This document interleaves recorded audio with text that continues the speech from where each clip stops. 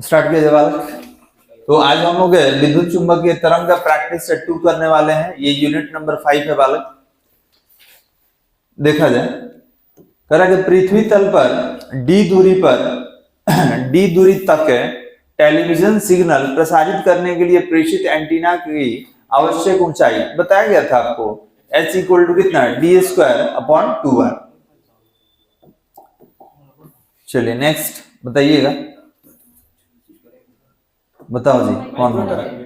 Radar तथा दूरसंचार में किस विद्युत चुंबकीय तरंग का उपयोग किया था? माइक्रोवेव का यूज करेंगे। चलिए नेक्स्ट थर्ड नंबर बताइए, थर्ड नंबर कौन होगा? करें एक्स किरण की आवृत्ति प्रकाश कौन सा सही है? ठीक है, तो एक्स किरण का आवृत्ति प्रकाश जो होगा ये बी नंबर 3 × 10⁻18 to 3 × 10⁻16 हर्ट्ज। चलिए ये बताइए, कह रहा है कि संचार उपग्रह का आवर्त काल है। तो संचार उपग्रह में आपको बताया गया था कि उसका जो टाइम पीरियड होता है वो पृथ्वी के टाइम पीरियड के इक्विवेलेंट होता है। तो पृथ्वी अपने अक्ष पर 24 घंटा में एक चक्कर लगा लेता है, जिसको पृथ्वी का दैनिक गति कहा जाता है। तो इसमें कितना होगा बालक? 24 घंटे। चलिए ये बताइए, माइक्रो तरंग की आवृत्ति है, माइक्रो तरंग का आवृत्ति कितना होगा बताइए। तो माइक्रो तरंग का आवृत्ति कहां से होता है? तो आप कहेंगे कि सर रेडियो तरंग की आवृत्ति से कम नहीं, रेडियो तरंग की आवृत्ति से अधिक, क्योंकि रेडियो के बाद ही माइक्रो आता है और उसके बाद इंफ्रारेड होता है, विजिबल लाइट होता है, यूवी होता है, ठीक है, एक्सरेज होता है, तब गामा होता है।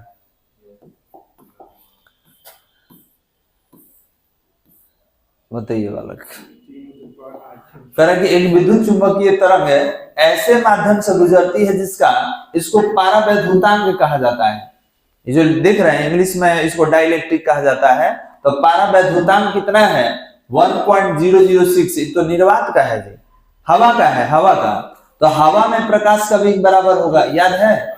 निर्वात का 1 लिए थे, एयर के लिए 1.0006 लिए थे, ये 3 लिए थे, यहाँ 6 दिया हुआ है। तो बताइए इसमें प्रकाश का वेग कितना होगा? 3 × 10⁸ मीटर/सेकेंड। चलिए ये बताइए कि रेडियो तरंग की खोज किस वैज्ञानिक ने की थी? हर्ट्ज ने की थी, हर्ट्ज ने।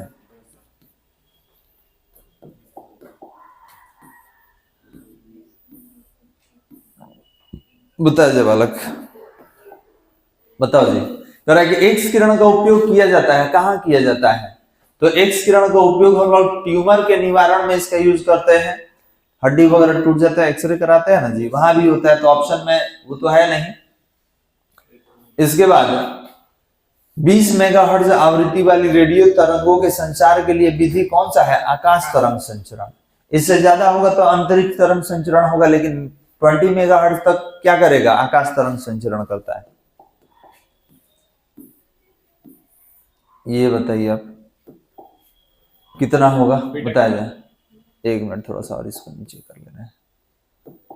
बताओ जी, तुम बताओ, बताओ कौन होगा? परमाणु के नाभिक के बारे में सूचना कौन देता है? देखो इसका बीटा के पास निगेटिव है, नाभिक के पास पॉजिटिव, वो तो खींच लेगा। अल्फा जो कि ऑप्शन में नहीं है। याद कीजिए, आपको परमाणु का नाभिक का जो फॉर्मूला निकालने के लिए बताया गया था रेडियस के लिए, वहां पे अल्फा लिया गया था। तो अल्फा के पास पॉजिटिव, नाभिक के पास भी पॉजिटिव, पॉजिटिव पॉजिटिव में क्या होगा? रिपल्सन, प्रतिकर्षण। तो ऑप्शन है ही नहीं, अल्फा किरण होगा, अल्फा का यूज करते हैं। ठीक है, कह रहा था कि बारे में सूचना कौन देता है? कोई नहीं देता है, अल्फा किरण देता है, जो कि ऑप्शन में नहीं है। एक्स किरण की तरंग दैर्ध्य परिसर होता है, कितना होता है? तो ये होता है 1 × 10⁻11 से 1 × 10⁻8 मीटर तक। चलिए बताइए, पदार्थों को उच्च ताप तक गर्म करने से किसका उत्पादन किया जाता है? जहां गर्म आ गया वहां अवरक्त। कभी कभी ये भी पूछता है कि अवरक्त तरंग का रंग क्या होता है? तो लाल होता है। देखिए ना, रक्त लिखा हुआ है, रक्त कैसा होता है? लाल। चलिए, विद्युत चुंबकीय तरंग कौन सा गुण प्रदर्शित करता है? परावर्तन, ध्रुवण, विवर्तन, सभी करता है।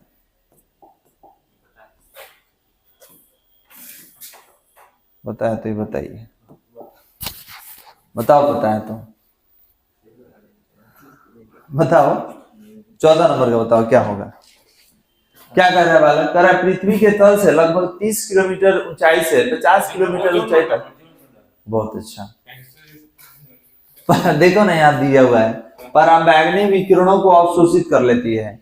तो आप खुद बताइए पराबैंगनी किरण को कौन अवशोषित कर लेगा? तो पराबैंगनी किरण को कौन अवशोषित करता है? ओजोन मंडल।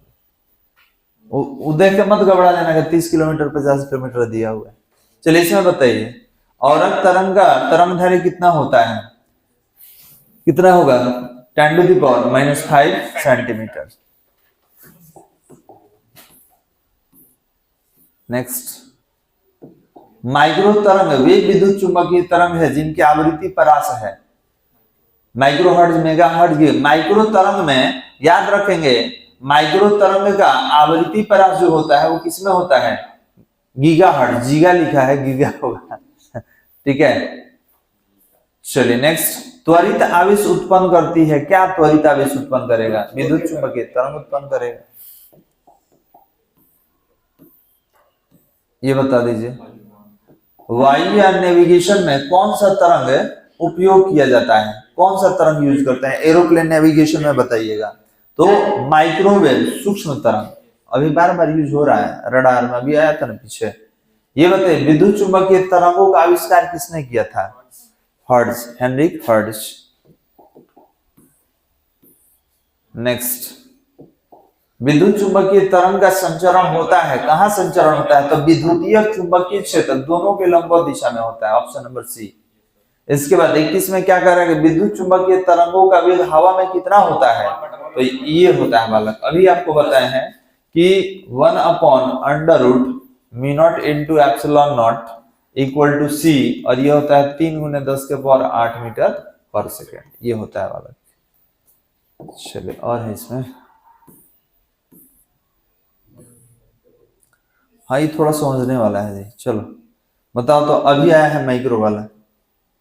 माइक्रो वाला अभी बताए हैं, बताइए कौन सा होगा, क्या हो सकता है? 3